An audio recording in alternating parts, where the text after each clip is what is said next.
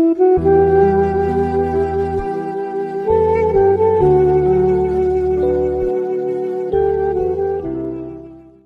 الله الرحمن الرحیم. به نام خدایی که جان آفرید، حکیم سخن اندر زبان آفرید. با کمال و ادب، احترام، محبت و صمیمیت به شما دوستان عزیز، السلام علیکم و رحمت الله و برکاته. اینک با آمدن ماه مبارک شریف رمضان تبریک و مبارک باد میگیم. یک ماهی است که این عملهای پر از نقصانی کرده‌مان را الله سبحانه و تعالی به این طفیل ماه میشوید انشاءالله.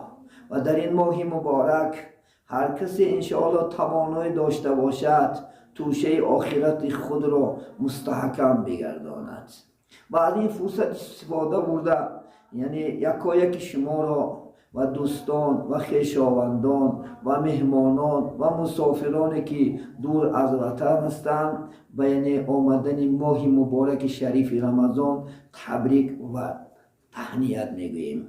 الله خدا خواهد در این ماه خدا خواهد انشاءالله رحمت و در این ماه مغفرت، یعنی و در این ماه آزادی از آتش دوزخ، الله سبحانه و تعالی ما و شما را با رحمتش انشاءالله با مغفرتش با از آتش دوزخ خلاص کردنشون از الله سبحانه و تعالی انشاءالله خواهان داریم. بگذار الله سبحانه و تعالی بزرگ، یعنی این سال خدا خواهد این سال را با طفیل ماه مبارک شریف رمضان ماه پرفضل، ماه پربرکات گرداند.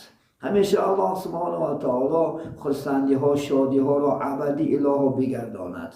خداوند همیشه در خاندان ما و شما این قرآن عظیم و شأن و در دلهای ما و شما انشاءالله خدا خواهد و در خاندان ما و شما اله ترحم نماید.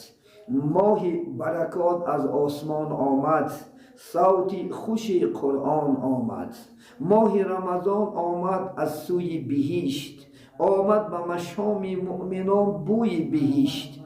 هر کس در این ماه دل آزاری کند، نه روی بهشت بیند و نه بوی بهشت. در همینجا عزیزان من بار دیگر ما شما را به شرافت ماه شریف رمضان تبریک و مبارک باشیم. همیشه صحت و همیشه شاد باشین. خدا این یک ماه انشاءالله روزش داشته شد و ما و شما عزیزان اله نصیبه بگرداند، قوت طاعت و قوت عبادت اله پیدا نماید. السلام علیکم و رحمت الله و برکاته.